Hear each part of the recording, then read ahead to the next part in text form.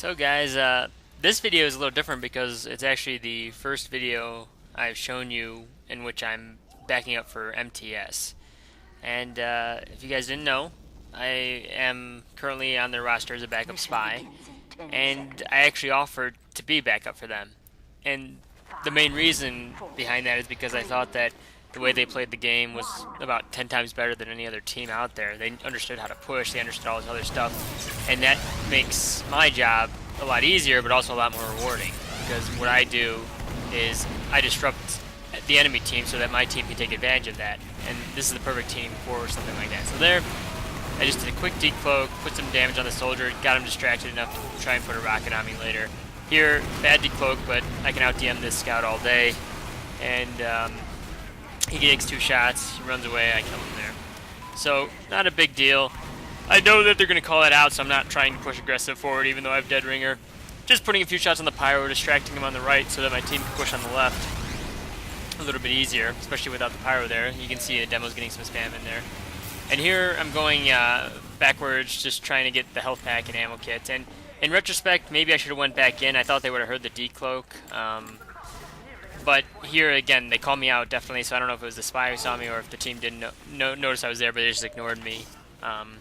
Anyway, here I'm trying to make an aggressive play because my team's telling me they're backing off, but unfortunately the scout's backing off with the medic covering the flank, and they have the entire team there. So my aggressive play doesn't pay off, but I kind of now know a little bit more about Bonus, is that they're going to get out of situations without everybody down. You know, they're going to be totally together, very defensive team. So good information anyway for me. Right now, just trying to figure out what my team needs, I guess. You know, you have to look at who's up, where the team's position is, and everything else like that. I decided to go underneath. I see my team's going up top, and you know, I don't want to have any people drawing their attention to me. Unfortunately, the scout's there to draw attention.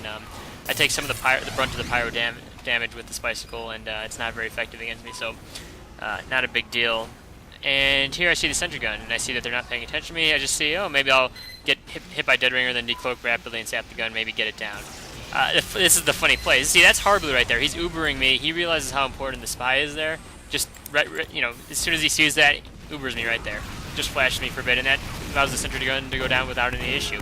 And that's really the difference between him as a medic and most other medics, is they don't understand like how important different things are. So there you see I put a lot of damage on the medic. I thought my team was in position to take advantage of that. Even if it wasn't, I was still going to try and get that medic kill. But you can see if we had one other person there, that medic would have been dead, and we would have been able to push really, really easily after that. And I still think we're going to get the point at this point. But unfortunately, you know, the sniper gets some big shots. Looks like Pudding got a kill, and you know, we're kind of setting it back up. So right now, I'm trying to figure out what to do. Just putting some damage on him, hoping my team is still there to put some damage on, but they're not really. It's just me. So I'm trying to make an aggressive play at this sniper because I saw he's being the big issue for our team right now. And I'm looking around, and I can see that clearly they've already figured out where I'm going. There's the pyro coming after me. I might win this DM fight if I just hit my shots. I missed both of my shots, and he kills me, unfortunately. So not actually a bad play on my part. I just needed to hit my shots there because it was a one-on-one situation. It didn't work out. So the last few lives, again, a little bit of learning experience, a little bit of I don't really like attacking set points like this. My job is to never let them get set up like this. So the fact that they are right now means I screwed up a few times. Here I'm pulling out the spy though, put some damage on him.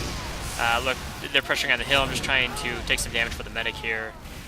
This scout got 2 good meat shots on me, but at least he didn't push forward further. I think Hardblue does go down anyway though. So looks like we're kind of getting stalled at this point, and I know I'm going to have to change up something. You see I've been going different routes every time, though. I'm trying to figure out a way to get past them. And this time I decided to just go to the right corner and be very defensive. So I'll decloak over here. I know there's a health pack and ammo kit there. And I know no one's going to be in audible distance here. So I'm going to see if I can get a play off this. I'm going to be very quiet. Not going to go for the health kit. I'm just going to see if anything develops. And I see the soldier right there. So get an easy pick right there that starts off the push. And it starts the momentum in my favor. And I start looking, and they're not even paying attention to me because my team's putting on great aggression. This is what I'm talking about. They'll put on aggression without Uber, and they'll give the spy tons of opportunities to get things done. So that's great. I get the demo and the heavy, and now I'm trying to push even further up. I'm trying to pick the medic as he's running away. Fortunately, the NG's running up the hill, and he hears my decloak, and I don't realize that, so he gets the first shot on me. If I had known he was doing that, I would have changed my play drastically, and I would have backed off a little bit, let him come into me. But good play by the NG. bad play by me because, again, my decloak was just not. I should have went to the lower level. I got greedy. If I went to the lower level, he wouldn't have heard my decloak at all.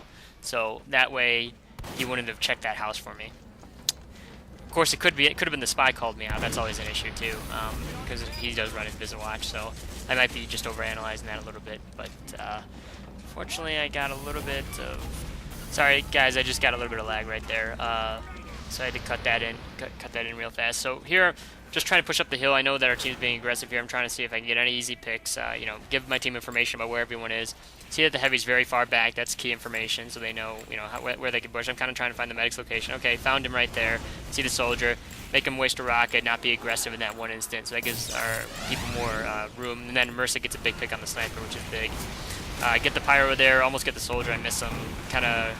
It was a tough stab to make after the pyro, but pyro's really a nice pick because no more pushing back or whatnot. And no more spy checking, which is also really nice. So without the spy checking, I'm kind of trying to be aggressive here on the NG. But again, the NG hears my decloak from all the way over there. And I start realizing I can't fuck around with them as much. That time, I don't know if the sniper tried to intentionally give me his back there. He might have. But I hit the back and fucked up there. Anyway, I gave him information. It wasn't like a terrible life, you know.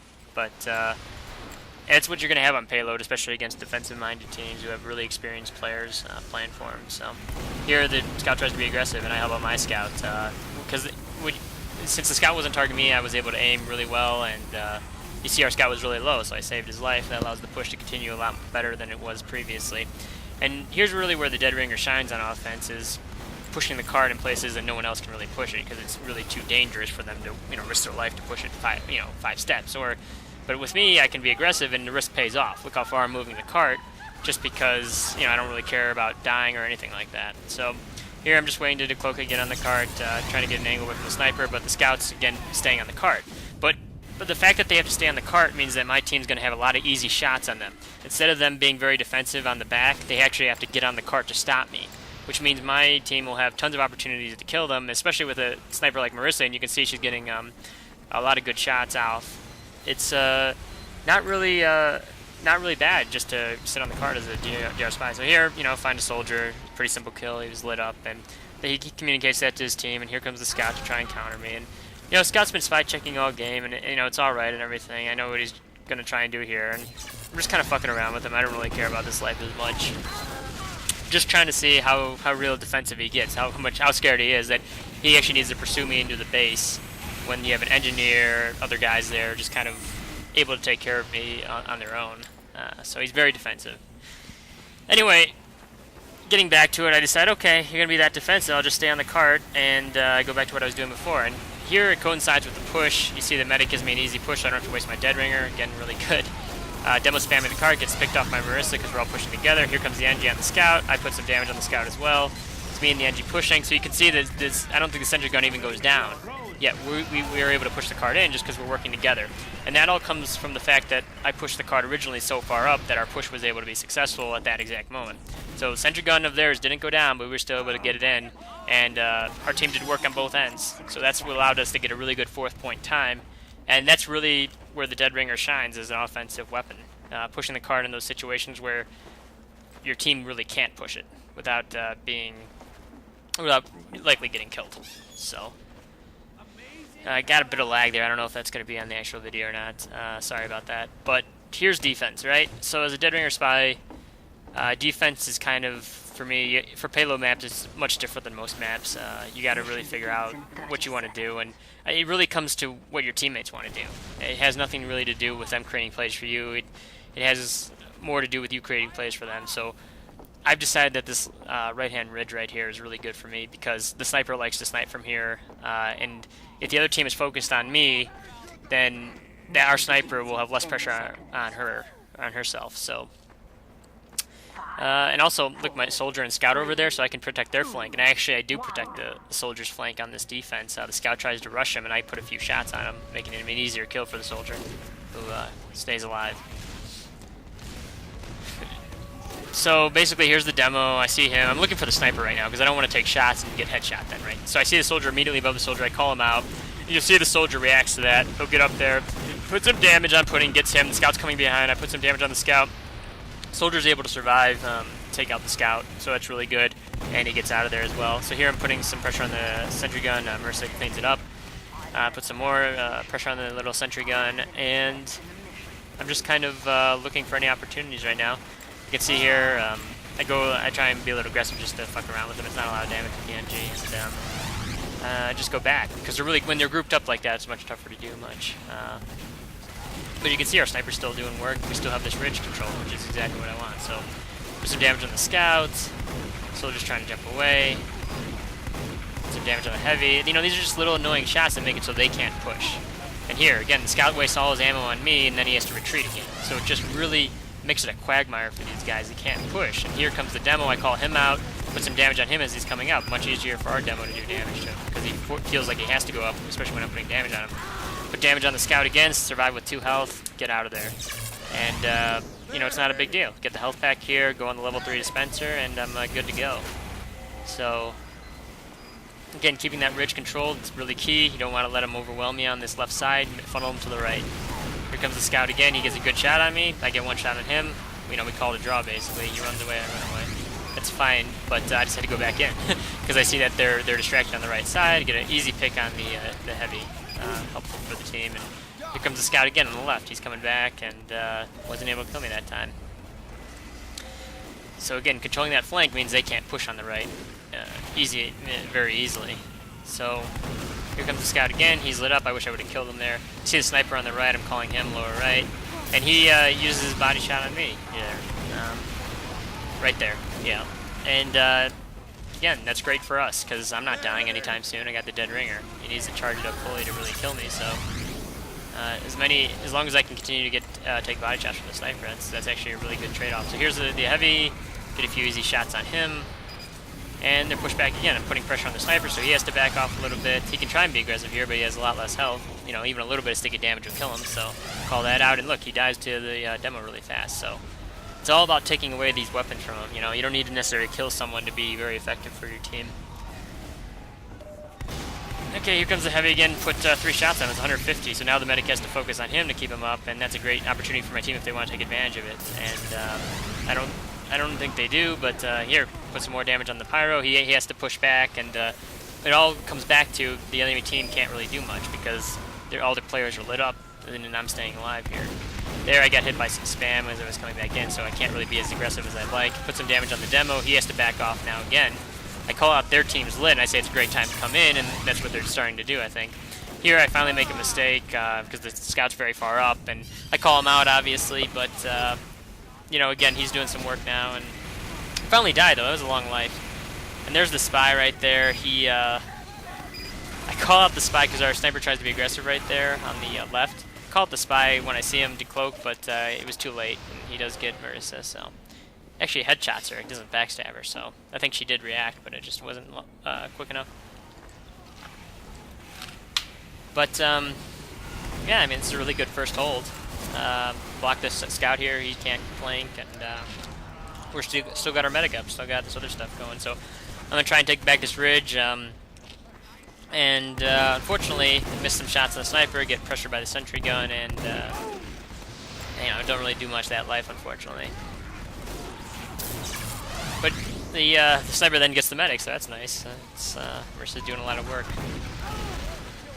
And the scout meat shots me. So here's the end of the push here. We lost everybody, and we lost pretty much containment, and it was a good push. And basically at this point, our medic's getting pursued by the scout right there. And yeah, he goes down pretty fast. Our medic, you know, we had such a good time there. We don't really even worry about the rest of the round. I think I'm lagging a bit here. 1 second, guys. Sorry, guys, just a little bit more lag. Anyway, let's get back to the match. So I'm here. I'm just on the hill. I'm just trying to put some pressure on the demo, make them focus on me, while my team pushes a little bit if they decide to. Just make their team back off a little bit. I know when didn't sacrifice too much health, but you can see their sniper gets Marissa, so that's a pretty big pick for them.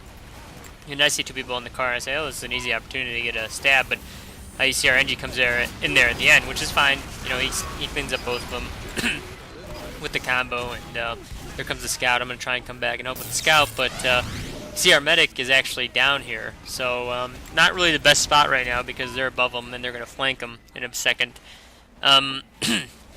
But again, I want to say that they're kind of fucking around at this point because we had such a good first hold. So Harbor being a little bit more aggressive than he normally be. Again, the medic turns around, heals the heavy. I try and be a little aggressive on the heavy just to fuck around with him, but doesn't fall for it, and we lose containment of the hold there. And again, the rest of this round is basically my team being very, very aggressive because they know that the other team has no time to push. And I mean, it works to an extent. I mean, I'm not saying it doesn't. It's just it's hard as a DR spy to kind of play when your team's very, very aggressive without working off what a basic hold at least. Because we're just kind of throwing our bodies at them at this point. So here I'm gonna go down. I'm gonna see them on the cart. Just moving around. Oh, I see the sniper. Easy pick here. Don't get the pick, but I put a ton of damage on him. Call it out, and here comes the scout getting a few picks.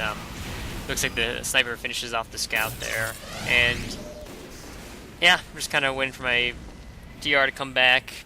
Again, this is garbage time. I don't think it's actually physically possible for them to push in the cart at this point. But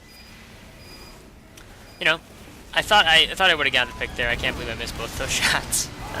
So I do fuck up a few times here, but it's all right. Because it really this doesn't matter at this point. So.